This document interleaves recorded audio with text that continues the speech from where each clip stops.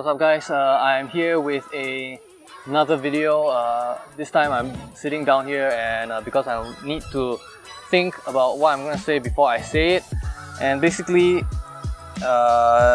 today's video is based on a question by one of my viewers, Alex Lowe. He asked me, how do you afford to upkeep so many bikes? Do you pay full for the ZX6R? To answer the second question, yes, I did pay full for this ZX6R in cash. And how do I afford for all the 3 bikes that I have? If you followed my channel very closely, I have 3 bikes. Back in 2013, October when I got my Class 2A, I bought my Shadow 400 and that was paid fully in cash, 3,500 bucks, shared with my dad. I mean, he paid mostly for it, but whatever. So back then I was still riding my FZ16, and then in 2016, last year in May, I bought my DRZ400SM, also fully in cash for $3,200, 1 year COE left, that I recently renewed in February for 6,000 bucks. So this bike is what I'm mostly known for. And then recently in April the 1st, I bought this ZX6R for $9,500 as well, fully in cash. So this one has about 6-7 years of COE left, included in price tag by the way. So how did I manage to afford so many bikes? It's really simple, even though it's common sense, yes. Basically what I did was, every time I want to buy a bike, I would say I'm not going to pay financing, I'm not going to pay for a loan, I'm not going to buy brand new, I'm not going to buy from a second-hand dealership, because all these are things that waste your money that could have gone into getting the bike itself. And of course, if you're going to get a cheap bike, it's going to save you some money in your wallet, by the way. So what I do would be, I would set aside a certain amount of months. This is how many months I'm going to save for. This is X amount of money I'm going to save up. Okay, and let's say for me, when I was looking for this bike, my budget was $10,000. That's how much I saved over 12 months. By the way, I'm not earning a lot, I'm not a rich kid. I only take home after taxes and deductions about less than $2,000 a month, and that's what I have to use to pay for food bills and everything as well. So it's not as if I'm saving up a lot every month. So over 12 months, I saved $10,000, and that was what I told myself I'm limiting myself to. So basically, the 2 most important things when looking for a second-hand bike that you want to get for cheap is not being picky and being patient. Deals come and go, but you know, it depends on the deal. So with a $10,000 budget, if you see a good deal, buy it. If it's over your budget, don't ever, you know, budge on it. You might think, oh, it's only about 2,000 over my budget, 12,000. If I put in that extra 2,000, I can get a bike. But you know, this kind of behavior doesn't end. So you have to be disciplined to say, no, I'm not buying anything more than X amount of dollars I am willing to spend on. And that's what I did. I waited until I had several bikes. I saw one 2012 ZX6R for $12,000, a 2015 model for $24,000. Both of them are pretty, you know, fair prices, but they're not exactly what I would call a good deal. I found a 2005 ZX6R for $4,000, but that one was 1 year COE and it had a dented tank. So I held off on it, and I finally managed to find this particular bike that was going for $9,800 with 7 year COE. And I managed to, you know, one thing you're going to want to do when you're dealing with the seller is being nice, being polite, you know, being an aggressive asshole, you know, like those Hokkien Peng, you better give me a good price, or I got cash right here, you give me a good price right now, I buy straight away.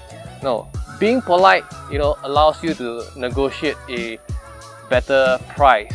Like, I mean, 9,500 wasn't a very good knockdown from his original 9,008, but because he was 9, I didn't feel like I should be unfair and knock it down even further. I could definitely ask for 9,000 and I believe he would have agreed to it, but you know, I felt 9,500 was a fair price to give to him, so I settled for 9,500 with him.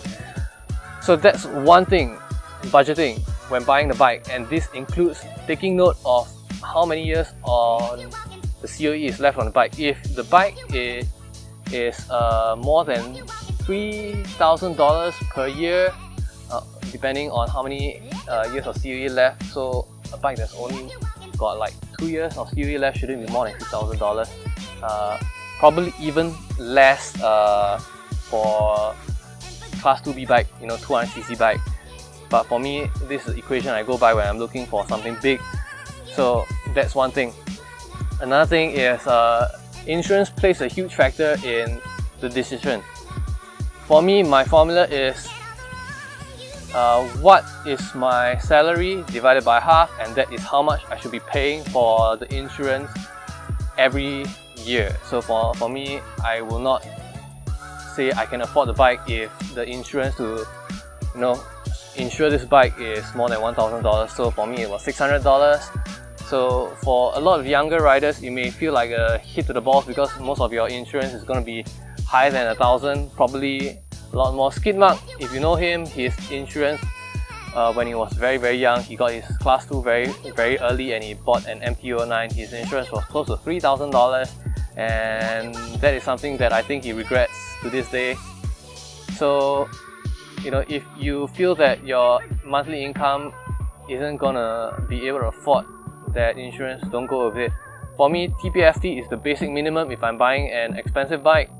If you are, you know, prone to theft anyway, if you are buying a cheap, heavy bike that's hard to move and nobody's gonna steal, third party should be generally enough. You can afford comprehensive, by all means, buy comprehensive, but you wouldn't be asking me this question if you could afford comprehensive anyway. So basic minimum TPFT for me. And if any of you are under NTUC insurance, they have this Orange Safe driving cost, defensive riding cost. Basically, this gives you a 10% discount on the next insurance you take or renewal you take. So, but I think it's mostly for renewal. So basically, I would recommend that if you are gonna go for that cost, wait until you're buying a big bike where the insurance cost is very high, and then you're gonna offset that because it's only one time.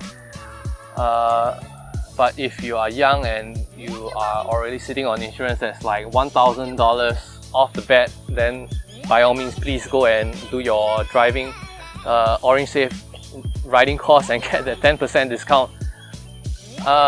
Another thing I would say is that try not to do reckless riding.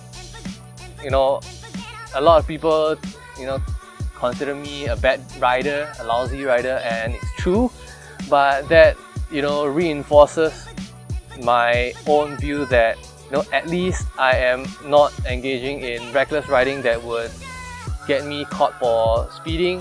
That's a fine. Reckless riding, that's a fine. Wheeling, that's a fine. You could probably even go to jail for that. It's even worse if you crash into somebody. So if you ride safe, you know, that's cost that, you know, gets cut down.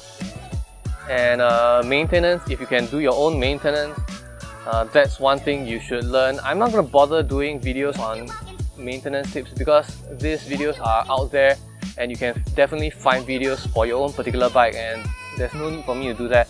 So do that maintenance on your own. You could save a lot of money by like buying bulk motor oil and doing your changes yourself every time you need to do it. So yeah, that's one advice I'd give you. Do your own maintenance. Don't engage in reckless riding. Other thing is especially for sport bikes, if you got expensive sport bike fairings like mine. I had a friend that crashed his GX6R 600 with original fairings a few years ago in Pasir Gudang, and that cost him 1,000 plus to replace. I recommend that if you are riding a sport bike, get these cheap fairings for about 300 bucks from China, AliExpress, you know, or Alibaba, whatever, and use that instead while you're riding the bike in a track. So that's one thing.